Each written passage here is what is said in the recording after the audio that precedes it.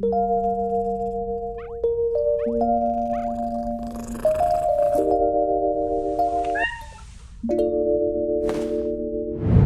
everyone, Annihilape dropped in Pokemon Go yesterday, and there's a tournament this weekend in Charlotte. By the time you're watching this, it might already be going on or might have already finished, depending on when you're watching this. But I just came back from a local tournament, a challenge in LA, and it was a smaller tournament, but I played in the new meta with Annihilape in it, and I think, personally speaking, I have a really good read on this current meta.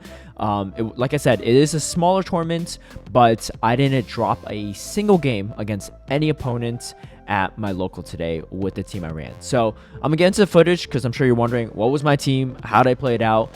What changed in the meta with Annihilape, right? Is it that big of a difference? Can't you just replace Poliwrath and Annihilape? But in my opinion, I think the meta changed quite a bit.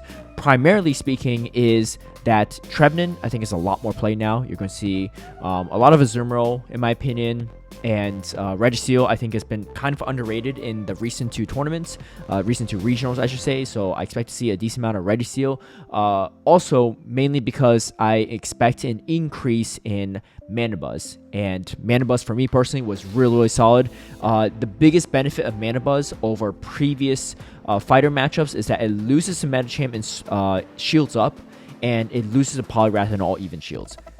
Annihilape, though, loses to Mana Buzz and all even shields. So it's actually able to beat the primary fighter of choice. And every one of my opponents had Annihilape. I had Annihilape as well because it's just that much better than Poliwrath, in my opinion. It's much better into Gligar as well because Gligar has the shields, whereas it outpaces Poliwrath, but it can't counter swap and outpace the Annihilape on the first Ice Punch, so it has to shield. So it's not as strong of a counter to the fighters, which is why, again, I expect more Mana Buzz, and Mana Buzz just wins the head-to-head against Gligar. So anyway, let me get into my footage, and then I'll show you how the team is run.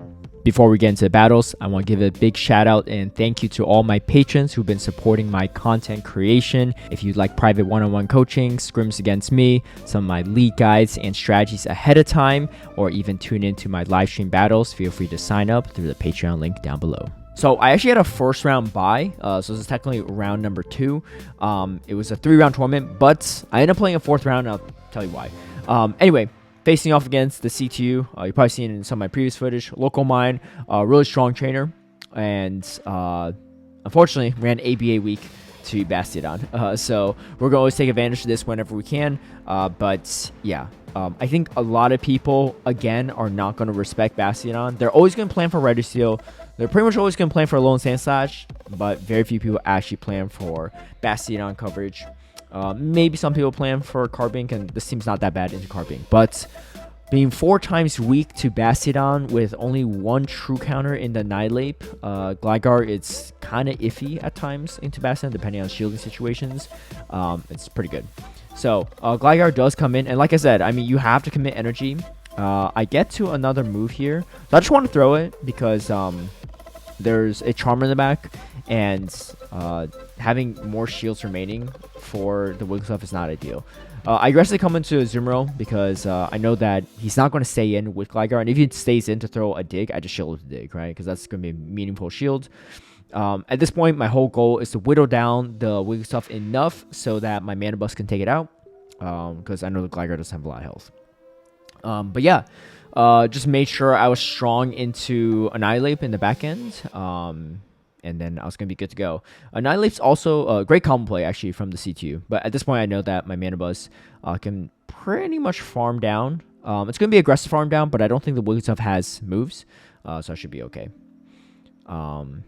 Yeah, we get hit by another Aerial Ace, but no big deal. Having the back-to-back Aerial Ace on my end should be plenty. Yeah.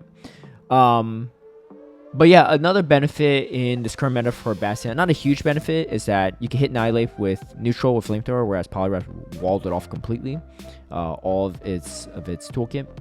All right, but yeah, so we have another fantastic lead, and again, Mana Buzz also super strong. If you look into the team of CTU, Mana Buzz beats 4 out of the 6. So between Mana Buzz and Bastiodon, I had a lot of play into this team composition.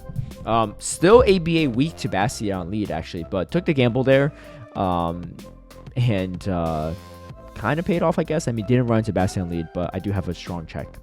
I'm expecting a Wigglytuff. We both ran into a little bit of lag here, but we both agreed it was just mutual, so not a big deal.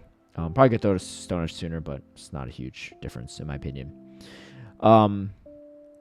Yeah, so I'm expecting the Wigglytuff. Of course, I didn't really want to spend a shield anyway. I guess I could shield and pivot out, but shielding a Play Rough just doesn't make too much sense. So I think my whole play here is come in Whiscash and then try to go for debuffs. I could go straight Mud Bomb, but I think going for a debuff will net me a little bit more value. No debuff on the first one, which is a little bit unfortunate, and these charms are really adding up. He goes straight Icy Wind, which makes a lot of sense because he knows I have to shield, so really good call by him. Going to fish for a debuff, coin fit 50%. We do get it there. I wonder if I don't get it there, if I still get a Scald off, and I think I probably do. But we get a second debuff, which is nice, and then we get the Mud Bomb off, which is huge.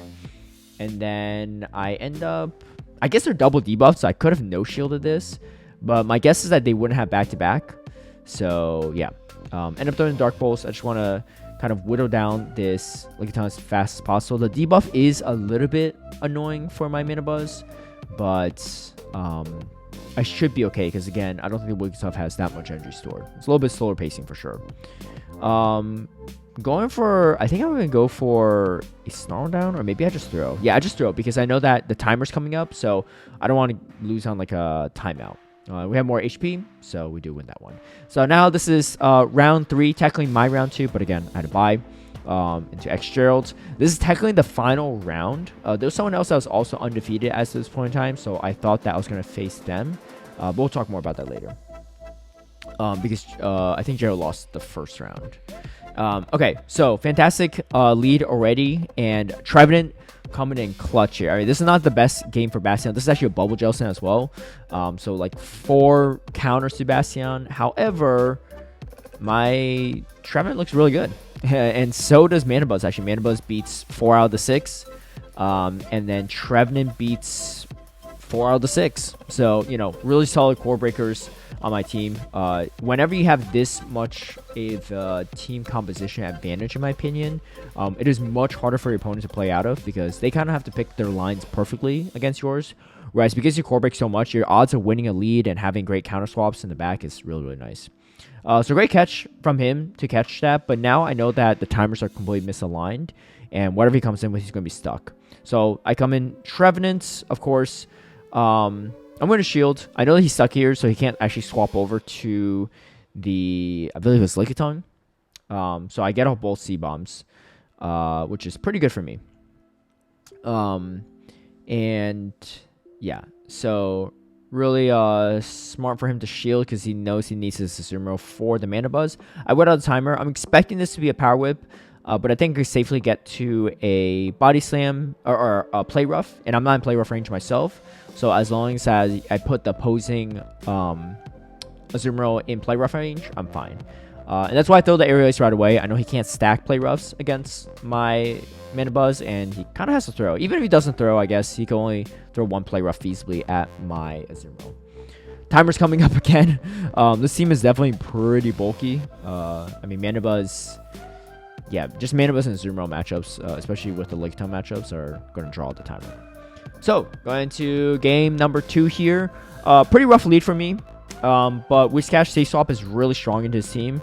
Obviously, unless he has a Lickitung in this matchup, it could be a different story. But even Lickitung, it's not the worst for me, especially if I'm landing the Scalds and really debuffing. And I could potentially just swap out the clear debuffs. Or sorry, not clear debuffs, but catch some energy later if he's going straight Power Whip. That being said, we have a pretty okay matchup here. He is shielding, and I have a fairly high rank Whiscash, so I know I could tank the bubble damage pretty well. So I'm going to commit a shield as well, and again, like, he can't stack moves, so I know that I could get off at least 1 Mud Bomb and force a 2 shield situation. I'm expecting a Gligar in the back, so I'm hoping shields down will be okay, but we do get to it still, because Whiscash is pretty strong in that 2 shield situation. He comes in Registeel. And again, I'm expecting probably a Gligar in the back at this point in time. It's either Gligar or Lickitung, right? Because my Trevenant needs to be checked somehow. And he ran ABA weak to Trevenant in the lead. Actually, again, surprisingly. So I'm expecting the Gligar. Really fantastic catch from him. I mean, it's hard for me to completely avoid it, but I also threw at like a weird timing.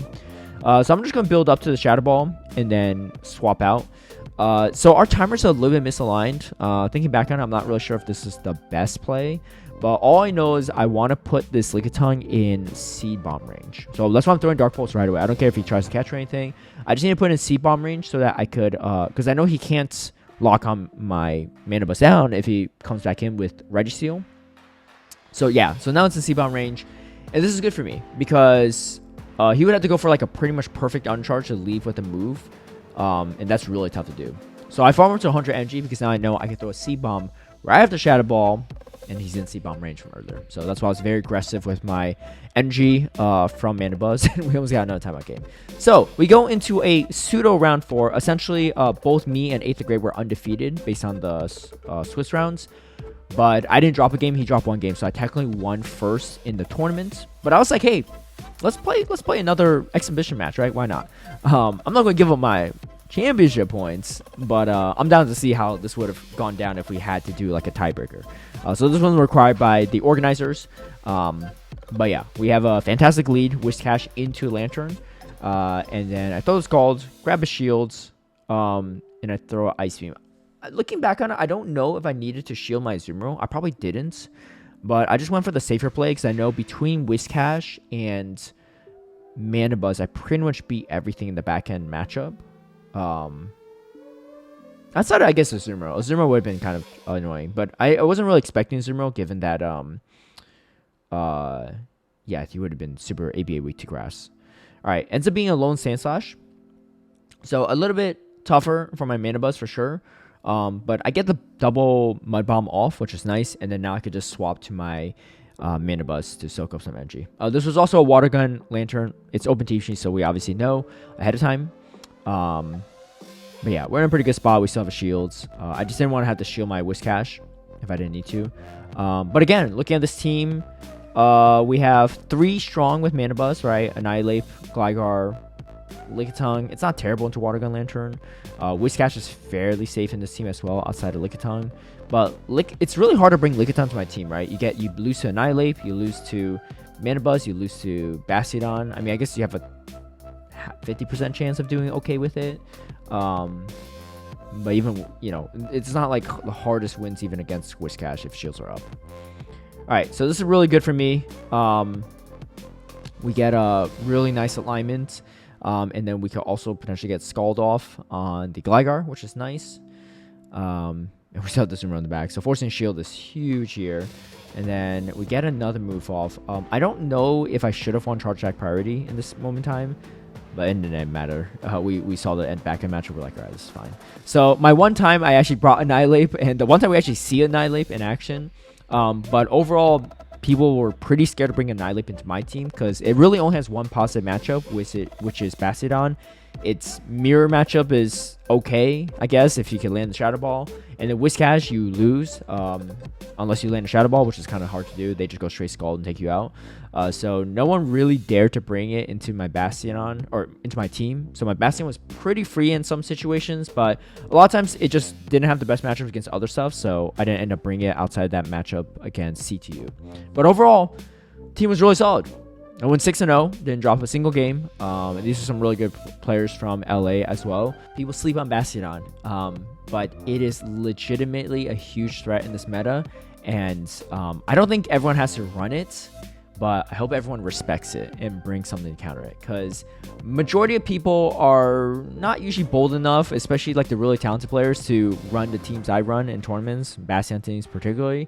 But you might run into someone that might be bold enough one day, and you don't want to be sitting across the table from them and seeing that Bastion beats more than 60% of your team, right? Best of luck for those that are going to try to run the team themselves or just in general in any tournaments. Best of luck if you're competing as Charlotte. I would be shocked if anyone from Charlotte is watching this and ends up running my team before team registration closes in like less than 12 hours. But if you do, please let me know. Please tag me. Please keep me updated on your success or failures. You can blame me for that if it is. This is my read on the meta, and I personally think it's a fairly good one. If you like this video, feel free to give it a like and share. Subscribe for future content. Hit that notification bell to get alerted right when I post a new video. And I'll catch y'all next time.